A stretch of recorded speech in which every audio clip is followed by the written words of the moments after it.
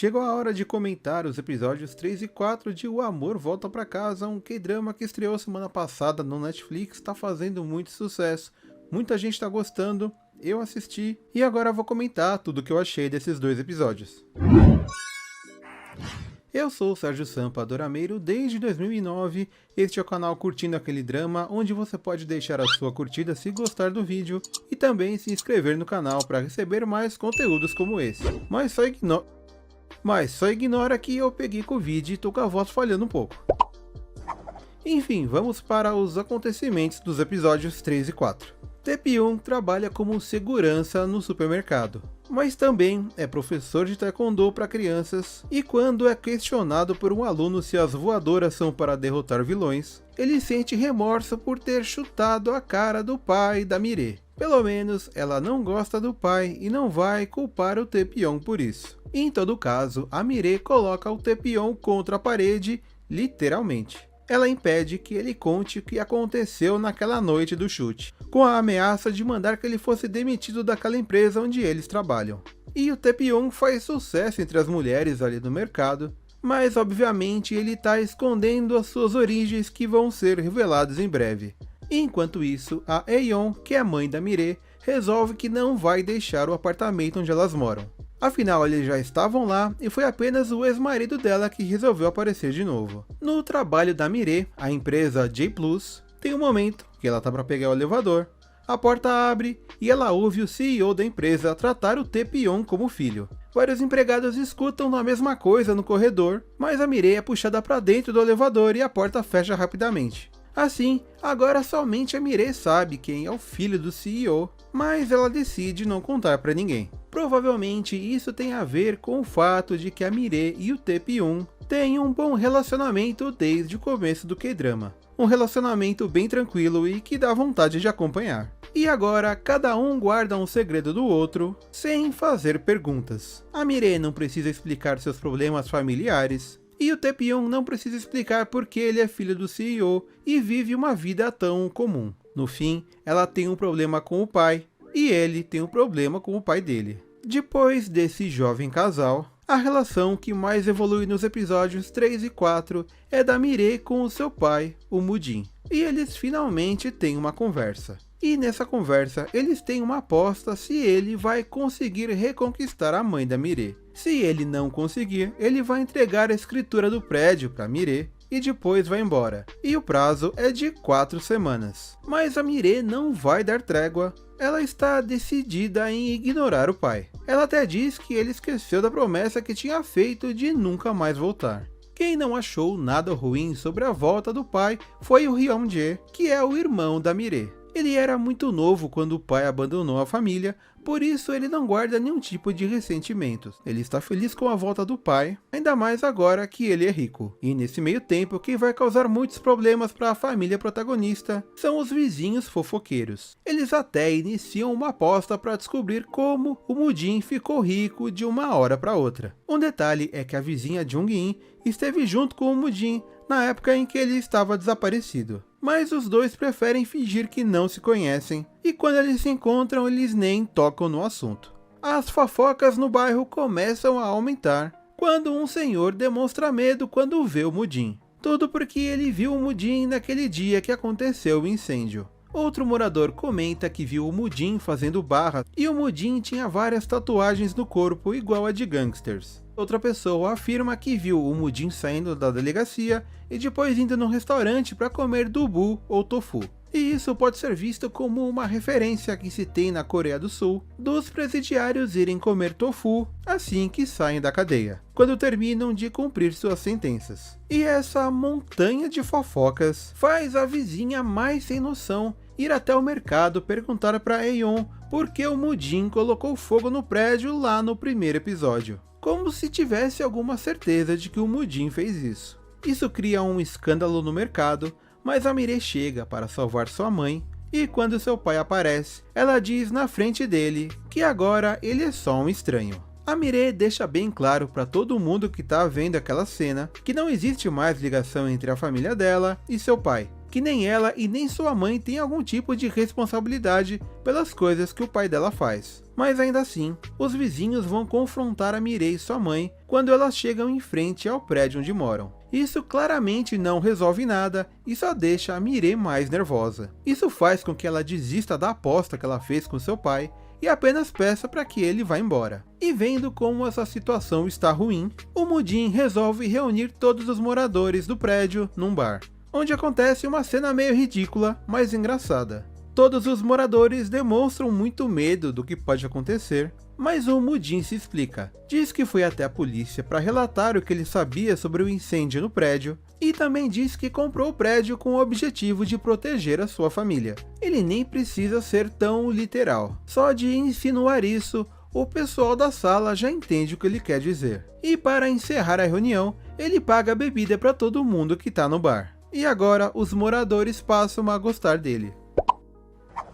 No início do episódio 4, a gente vê a Mireille quando era bem novinha, jogando beisebol com seu pai. Aí notamos alguns detalhes de sua personalidade que já existia desde que ela era criança. Primeiro, quando seu pai pergunta se ela gostaria de ser atleta, ela responde que não gostaria porque atleta ganha pouco dinheiro. E também diz que se ela namorasse um atleta, a mãe dela rasparia sua cabeça. Então, quando ela pergunta se o pai dela não vai trabalhar, dá pra notar que nesse momento a Mireille já tinha noção que seu pai tinha problemas com o emprego, problemas em ter um trabalho regular e sempre se metia em confusões para conseguir dinheiro. Será que isso mudou hoje em dia?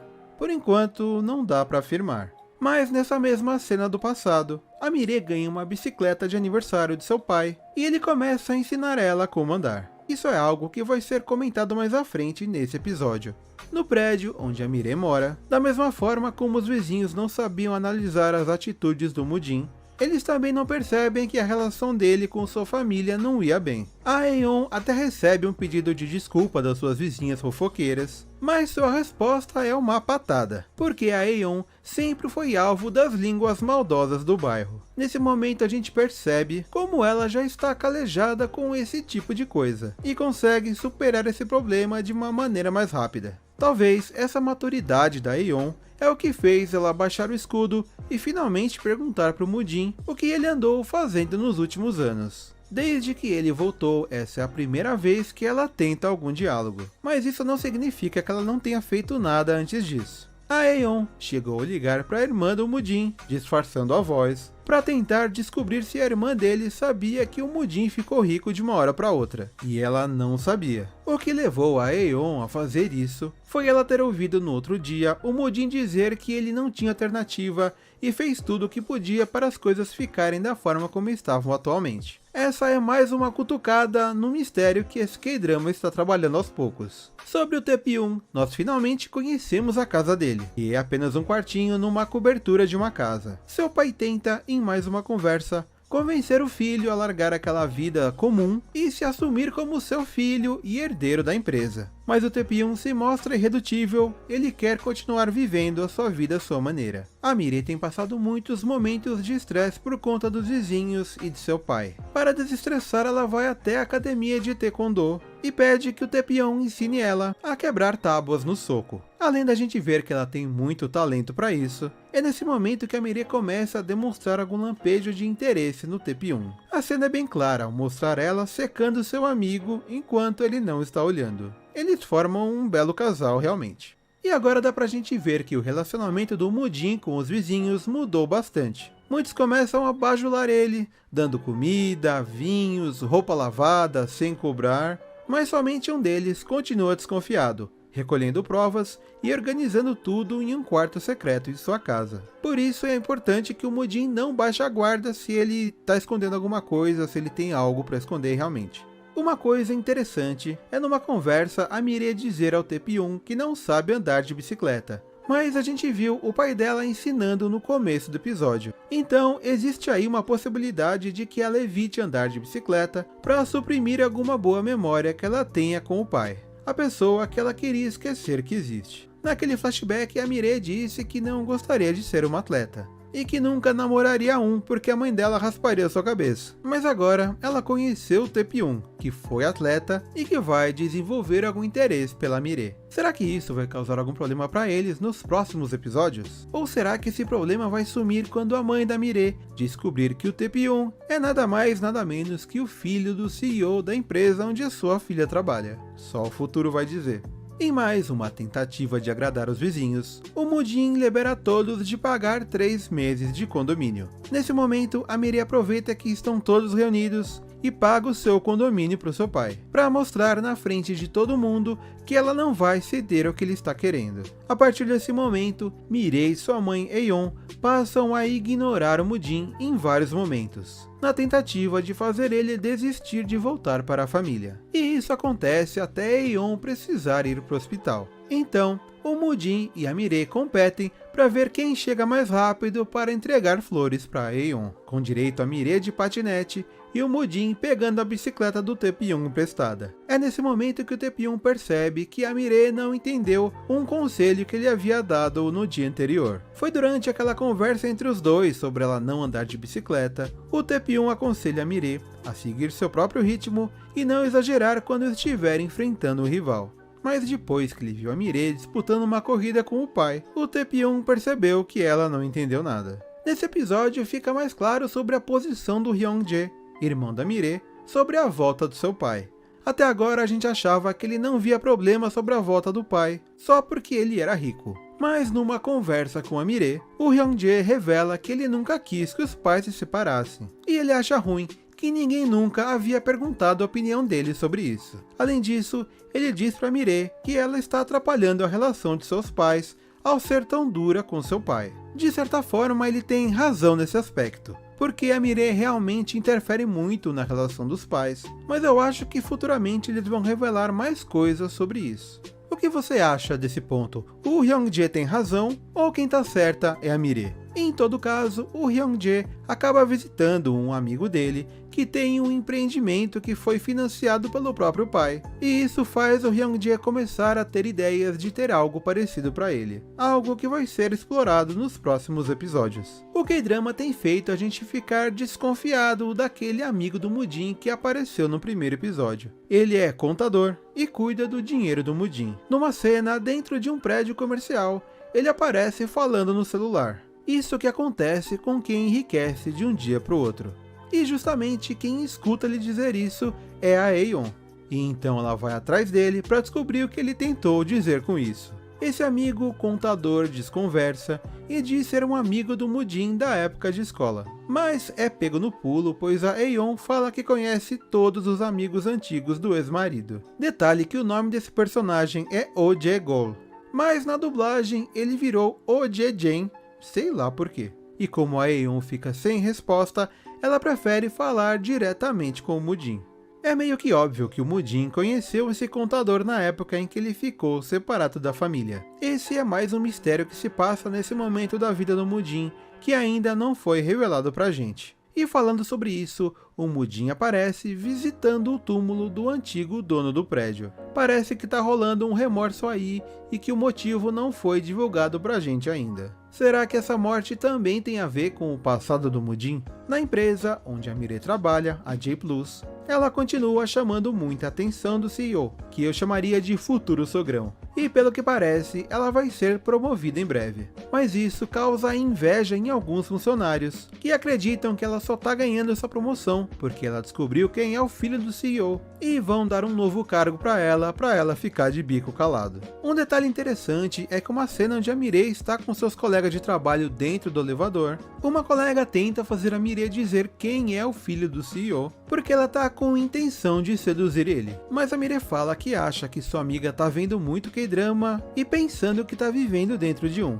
Aí ela cita Nosso Destino, Sorriso Real, só que no original e na legenda, ela havia dito Renascendo Rico e Sorriso Real. Na dublagem fizeram essa alteração porque Renascendo Rico é um K-drama que não tá na Netflix e é exclusivo da Viki. Então a Netflix preferiu não fazer propaganda de um K-drama que só tem na concorrente. Mas enfim, temos então o momento do tal sequestro. Durante a noite, num beco, a Aeon é abordada por um homem misterioso. De repente ela desaparece e o celular fica caído no chão. Todos de sua família saem em busca dela quando descobrem que ela desapareceu, mas na verdade ela estava na delegacia, dando um depoimento após ter batido naquele cara que apareceu do nada. E ela ainda teve a ajuda de suas duas vizinhas fofoqueiras. Esse cara em questão era o dono da churrascaria que havia cumprimentado o Mudin alguns episódios atrás. Ele costumava abusar das cozinheiras e garçonetes dos restaurantes da região e vivia jogando cantada pra cima da Aeon. O Mudin havia dado um apavoro nesse cara no episódio 3, mas agora ele apanhou da própria Aeon, que achou que estava jogando beisebol com um tênis na cabeça dele. Mas um fato interessante é que quando acaba essa cena da delegacia, a gente percebe por um momento que a família protagonista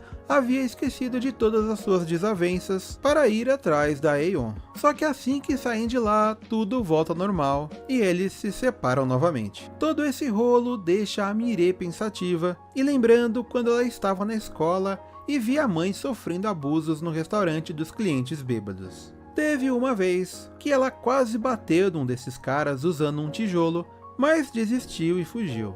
No caminho para casa, a Mireia encontra o seu pai e temos mais um diálogo interessante entre eles. Primeiro, ele a parabeniza por se esforçar para proteger a mãe e a família, e reconhece que a Mireia foi um tipo de chefe de família enquanto ele esteve desaparecido. Mudin também reconhece que ele acabou jogando responsabilidades na filha. Ele assume a culpa por isso e pede perdão. A partir daquele momento, o Mudin queria que sua filha tivesse uma vida própria. Mas para Mireia é complicado tocar nesses assuntos. Por isso ela demora um pouco para responder, mas ela acaba dizendo que não escolheu ser chefe de família, não escolheu viver como ele, mas precisou viver assim, e que isso não teria fim. Para concluir, Mudin diz que sua filha não é igual a ele, justamente porque ela fez as coisas da maneira certa. A conversa é pesada, tanto que a Mireia se senta embaixo de uma escadaria para chorar sozinha, mas começa a chover, e o Taepyeon